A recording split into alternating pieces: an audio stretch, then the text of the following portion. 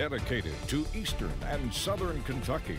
This is WYMT Mountain News at 11. Good evening, I'm Madison Carmouche. Snow showers are tapering off tonight, but bitter cold will stick around. Let's check in with First Alert meteorologist Cameron Aaron as our First Alert weather day continues. Cameron?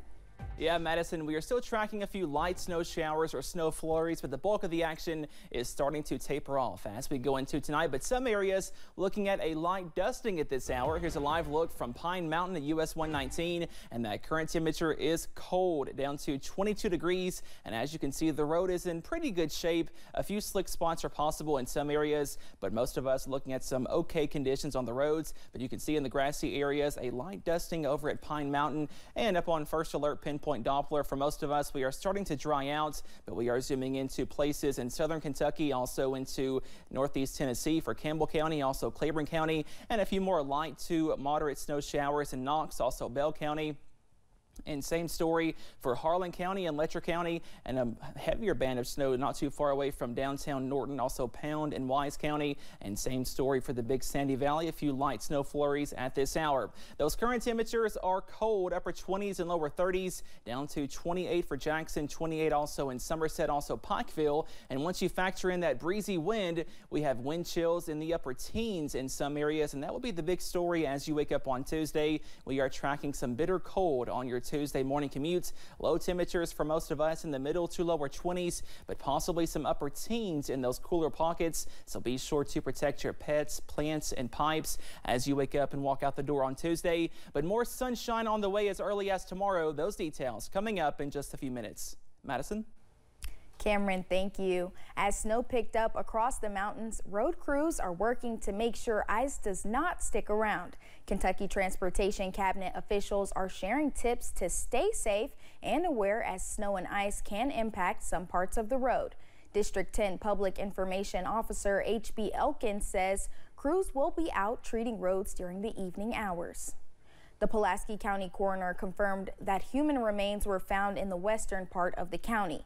The coroner says a farmer found the remains on Bethlehem Ridge Road while cutting firewood. Officials believe that the remains may have belonged to a person who has been missing since September.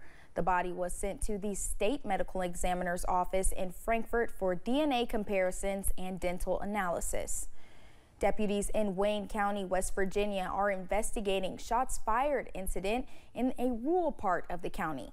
Officials say the incident was reported around 3:30 in the 5100 block of Eastland Road in Caiusville. One person was injured, but it is not clear if it was from the gunfire. Sheriff Rick Thompson says several shots were fired into a home. A southern Kentucky man could face felony charges for taking items off of a porch early yesterday morning in Knox County.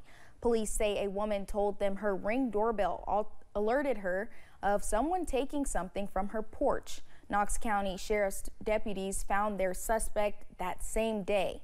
He told them he could not say why he took the packages, which ended up being party decorations for the homeowner's children. He didn't. He did say that he wasn't interested in anything that was in the box, and it really wasn't worth going to jail over the items that were in the box. Punishment in jail was behind a law passed last year that enforces punishments for the crime of porch piracy. It makes it a felony instead of a misdemeanor, which means he could serve at least a year in prison. Right now, Souch is facing charges of receiving stolen property, but could face more charges from Knox County. The Iowa caucus will kick off the 2024 race for president just 4 weeks from today.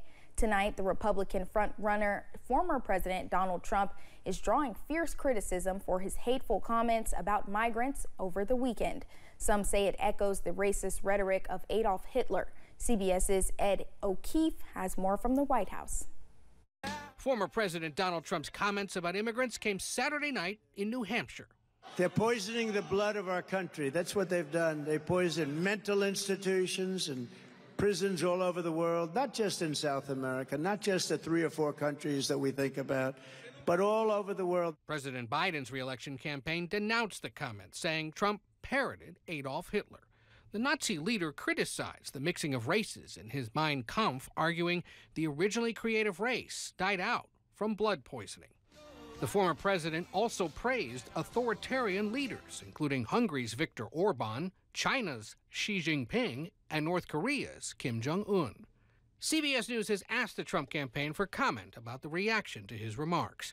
Among Trump's GOP opponents, only former New Jersey Governor Chris Christie strongly rebuked him. He's disgusting.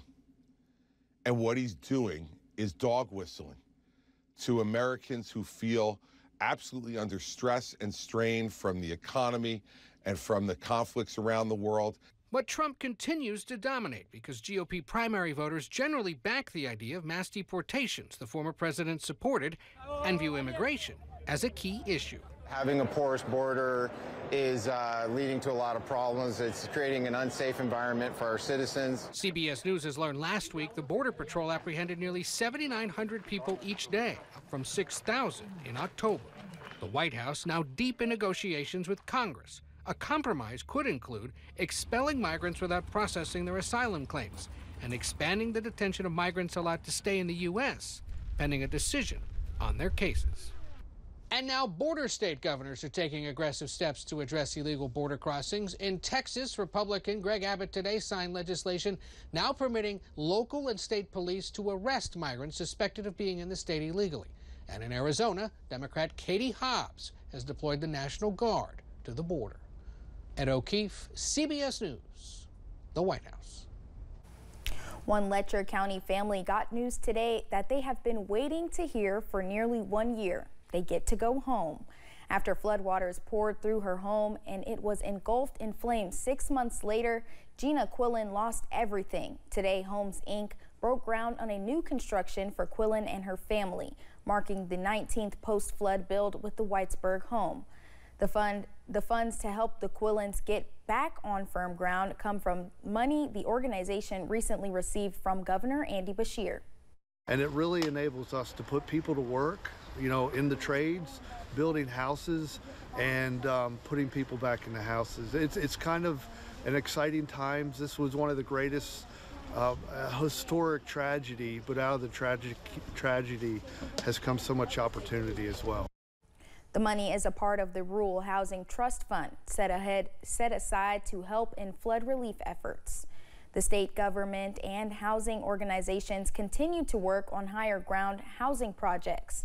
The state received an environmental permit for building on the Skyview property. The permit is one of many needed in this process. Flood Recovery Coordinator Julia Stanganelli says the Housing Development Alliance staff is excited for the process to move forward as they have many people in line to buy homes. We have so many folks right now who are needing a new house rebuilt, but they don't have any land to build it on. And as a lot of people know, land is kind of hard to come by in this area. And so we're doing what we can now, but once these high ground communities are available, it will be a great opportunity for a lot of people who right now are looking for somewhere to go. The Skyview property is located off of Highway 451 in Perry County. Governor Andy Beshear says they have plans to build more than 100 homes there. Lieutenant Governor Jacqueline Coleman is doing well tonight after getting a double mastectomy this morning. She says she decided to have the procedure because of her family history, adding that the surgery was successful and she is expecting to make a full recovery. She is also encouraging people to make sure to get their routine screenings. Governor Beshear released a statement of support tonight, saying his family and all Kentucky families stand with her. The city of Lexington reported its first flu-related death of the season. A person more than 100 years old died last week, but anyone, no matter their age, can fall ill from the flu. Jessica Umbro talked with the Lexington-Fayette County Health Department about what the department says can help prevent more flu deaths. While most people can get sick and recover, that for some, that's just simply not the case. We have high-risk members who unfortunately either get hospitalized or in this case end up with a fatality. Monday morning, the Lexington-Fayette County Health Department released a statement announcing the first flu-related death of the season last week. And preventing further flu-related deaths is a team effort. This is something we can do that's easy to do, whether it's the shot, the mask, staying home when you're sick. It's all pitching in to make this just a healthier place. Kevin Hall of the county's health department says it's important to think of other people's health in addition to your own, especially those who are vulnerable to illness. The flu is spreading, it is out there, and we need to work together to keep those numbers low. If you're not getting the flu shot for yourself, if you're not taking these steps for yourself, do it for other members of your family, or even just the strangers that you come across every day. While flu shots may not entirely prevent you from getting sick, Hall says it can mitigate symptoms and the length of illness. You can be sick for up to 7 to 10 days with the flu, so any relief you can get is valued. And with the holiday season just around the corner, a difficult decision may be choosing to stay home for the sake of others. I know that you may not want to miss that family gathering, but if you're showing a fever, you've got a cough, a sore throat, you're running the risk of getting others sick, potentially, again, those high-risk members of your family. Jessica Umbro, WKYT. For more information about whether you are covered by insurance for the flu and COVID vaccinations, you can call your county's health department. Coming up on Mountain News at 11, we'll have the latest update from the Israel and Hamas war as death toll surpasses 19,000. Plus, we could see wind chills in the teens by tomorrow morning. Those details coming up.